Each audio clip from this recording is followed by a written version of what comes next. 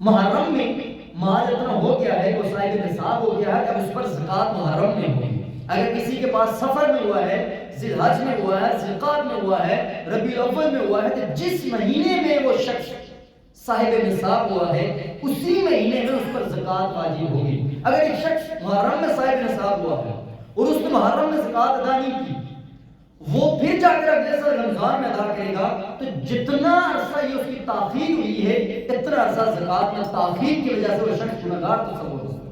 اس لیے یہ بات ذہن میں رہے کہ سال گزرنے سے مراد قمری سال ہے، اور زکوٰۃ کی ادائیگی کا کوئی مہینہ مختص دن وقت مقرر نہیں ہے، یہ بندے کے نصاب کا صاحب نصاب ہونے پر اس پر زکوٰۃ ادا ہوگی۔ اب سب سے عام ترین مسئلہ کہ بھائی ہم کیسے اندازہ لگائیں کہ ایک شخص کے پاس مکان بھی ہے، اس کے پاس پلاٹ بھی ہے، اس کے پاس رقم بھی ہے، اس کے پاس سونا چاندی بھی ہے، آپ اس کی ایک اندازن قیمت لگائیں، ان ساروں کو جمع کریں۔ اگر یہ لاکھوں میں بنے، کروڑوں میں بنے، اربوں میں بنے، آپ اس کو 40 پر تقسیم کریں۔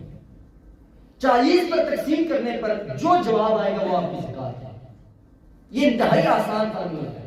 اب اس پر جو جواب بنتا ہے عمومی طور پر اہل علم یہ فرماتے ہیں، مثلا اگر کسی شخص کے پاس 10 لاکھ زکوٰۃ بنی تو آپ احتیاطاً اس میں کہ یار کمی پیشی ہو جاتی ہے تو آپ اس کو تھوڑا سا زیادہ کر کے اپنی طرف سے شامل کر لیں تاکہ زکوٰۃ کم نہ ہو۔ اگر وہ آپ زیادہ دے دیں گے تو اگر زکوٰۃ ہوئی تو وہ ادا ہو جائے گی، اگر زکوٰۃ نہ ہوئی تو کم از کم صدقے کا ثواب آپ کو اس کا مل جائے گا۔ یہ زکوٰۃ ادا کرنے کا ایک بہترین کیا ہے فارمولہ۔